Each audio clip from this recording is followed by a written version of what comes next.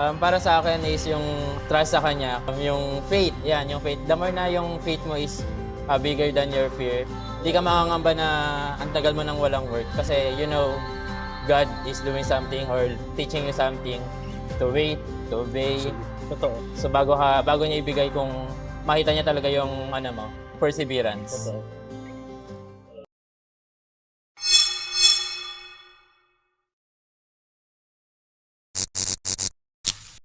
Hey guys, this is Trent Lee and I'm your host, Jack. We're back with another video, VA interviews ulit. And this time with one of my teammates, si Mr. Patrick, ang aming video editor.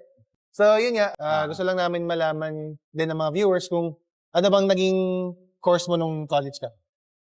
So kinuha kong course ng college is AB Political Science. No? Polsai. Kasi nagbalak ako kasi mag politics. Ano nangyari? Ba't di ba natutuloy yung law school? Siguro plinano ko siya pero nung kumita na ako, sabi ko parang hindi kaya pagsabayin. Kasi kumikita na ako, ayoko na iwan yung work ko that time. Kasi parang first time ko first time kong humawak ng pera. Ayoko na siya, let go. Then sinet aside ko na yung law school. So after mong gumraduate ng Polsai, anong naging una mong work? Pumasok ako sa back office ng isang BPO. Then nag-close siya nung pandemic. So that time nag-try ako maghanap-hanap ulit.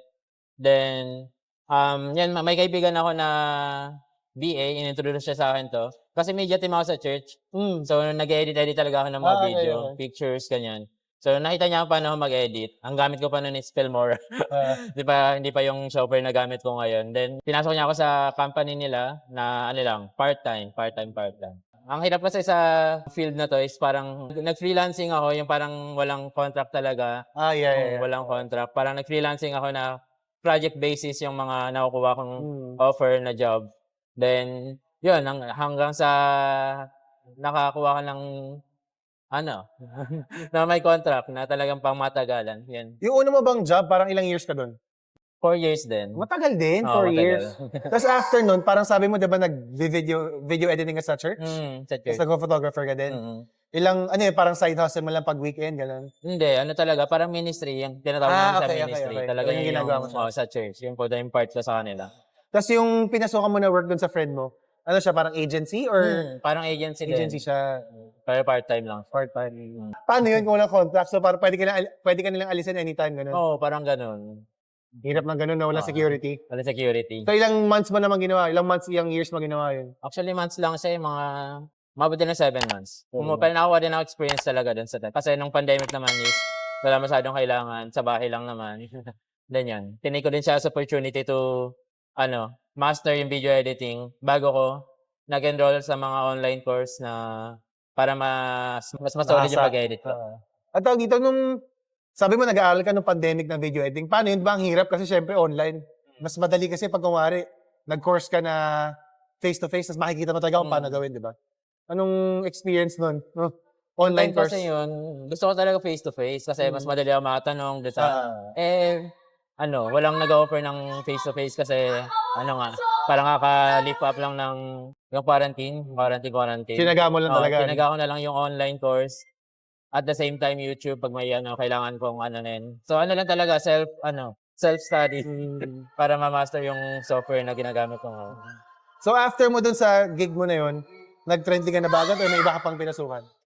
May iba pa akong pinasukan. Yun nga, nag-freelancing ako. Yung parang kumuha ako sa Upwork. Yung mga project-based na, yung parang isahang, pagkatapos na ito, lipat ka na ng Yun lang yung parang tinahanap ko that time. Yung parang freelancing lang talaga. So, nung nag-freelancer ka sa Upwork, magkano ang rate nila usually doon? Di ba may kalta si Upwork doon, di ba? May kalta si Upwork. So, ang iba-iba kasi yung rate eh. Merong malaki, merong maliit. Pero ang pinaka-malaki ko ata that time is $8. $8. Per hour. Project or per hour? Per hour. Pero once matapos mo na yung video sila, wala na. Do you want to apply for online jobs but don't know where to start? We can help you. Join our VA talent pool and get connected with real clients looking for skilled Filipino virtual assistants. Whether you're experienced or just starting out, there's a place for you. Apply now and take the first step to our online career here at Tretley.com. Visit our website for job postings. Now back to our video. So, ang pinakamatagal mo pala work experience talaga yung sa back office. Sa back office, bago mag-pandemic. Ano masasabi mo parang pinakamalaking diferensya nung nasa back office ka na ngayon na VA ka na? Sobrang laki ng difference kasi ngayon talagang hawak ko yung time ko. And Yun talaga yun, oras talaga. yung oras talaga, saka mas nabibigyan ko. Yung kasi yung ano namin ng wife ko is yung ministry namin sa church. Mas napofocusan namin siya. At the same time, mas nagkakakilala kami. Kasi mas May bonding kasama kayo. namin yung sa isa't isa. At the same time, yung biyahe ko kasi from Cavite to Ortigas that time is maabot ng 4 hours. So doon One pa way? lang, kain na kain yung Diyos ko oras ko. Tapos plus 1 hour advance pa ako nun para hindi lang ako late sa sobrang traffic. Yun. Ano bang shift mo nun? Paggabi ka or pang umaga? Graveyard ako nun. Graveyard. So, kaya na... Grabe no, 4 hours? Oo. Nagka-drive ka lang nun? Sakit sa likod nun. Nag-commute. Commute ako. pa. Diyos ko Wala po. pa akong kotse. So nakapag-kotse ka ba nung nag-VA ka na? Laki difference talaga, lalo na financially. Yes. Anong parang masasabi mong pinakamalaking difference naman financially bukod sa nakabili ka na ng kotse? Alam naman natin sa Pilipinas talagang yung salary base is sobrang liit. Di ba ang baba? Dito sa Trendly kasi ang laki ng difference from my previous job. Itong sa back office At the same time, yung salary ko na napupunta lang sa pamasahe, sa pagkain, hindi ko na, ang laki na save ko nung nag-BA na ako. Napag-usapan din namin nung wife ko na in-interview ko siya na yun nga, ang laking bagay nung fasting tsaka prayer sa paghahanap ng work. Ako din kasi bago ako pumasok sa Trendly, bago ako mag-VA actually, 5 months ako naghahanap ng VA role. Muna pa nga iisip ko parang general VA o kaya executive assistant role. Tapos nawawala na ako ng pag-asa kasi parang 5 months na, pray naman ako, nagpa-fasting naman ako. Alam mo, naglalaan naman ako ng oras. Tapos parang sabi ko, siguro mag-corporate lang ako ulit kasi parang, yun nga, parang hindi naman sinasagot. Tapos parang eventually, yun nga, ilang randomly tinawagan ako ni Reg, yung boss natin, na, gusto mo ba mag-host for Trendly, ganyan. So, anong parang impact nung ganong part ng buhay mo na meron kang healthy prayer life, healthy yung relationship mo with God? Para sa akin is yung trust sa Kanya, yung faith. Yan, yung faith. The more na yung faith mo is bigger than your fear, hindi ka makangamba na ang tagal mo nang walang work. Kasi, God is doing something or teaching you something to wait, to obey. Totoo. So, bago niya ibigay kung makita niya talaga yung perseverance. Totoo. Yun nga, yun din yung sinasabi ko. Kasi, nung una akong nanalangin, ang unang-una ko nakuhang initial interview, cyberbacker. Tapos malaman-laman ko na sobrang toxic pala doon. Kaya siguro parang, ewan ko, nung magka-final interview na ako, parang skeptical ako. Siguro kaya ganun, parang habag din ng ama, na parang, wag dyan anak, parang may mas maganda akong plano sa'yo. Talagang kailangan talaga patient ka. At saka talagang trust his process. Trust his plans. Yes. Ayun nga. So, siguro ngayon nila parang i-share mo nila sa mga viewers natin, parang ano yung tips mo sa mga aspiring VAs, yung mga gustong pumasok sa VA world, na galing din sa BP or galing din sa mga admin work? So, para sa akin, mabibigay kong advice para sa kanila is to, yung self-study talaga. Kasi, yun yung number one mong, bala para sa field na to is yung skills mo. So, dapat, bago mo pasukin yung isang bagay, kung mag-change man of career man, or papasukin mo is or papasukin mo same pa rin ng iniwan mong job, yung upscaling.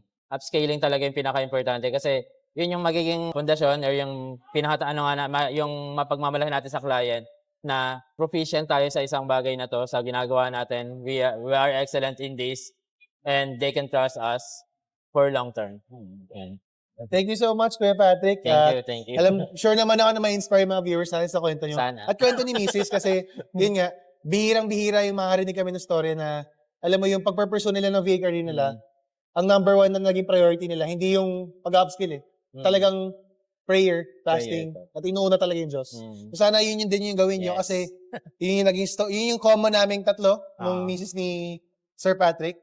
And sana ma-inspire kayo na sa pagpupursue ng mga VA careers nyo. And kayo, kung may mga kwento kayo about sa pagpupursue nyo, mag-leave kayo ng comment para mabasa namin sa mga susunod namin mga narratives din na ini-edit ni Sir Patrick, teammate ko. And ayun, leave a comment, subscribe, and if you like the video, like nyo na rin, follow nyo kami sa TikTok, Instagram, and sa YouTube. And yeah, This has been Trendy. I'm your host, Jack. This is Sir Patrick, our video editor, and we'll see you in the next one. Peace.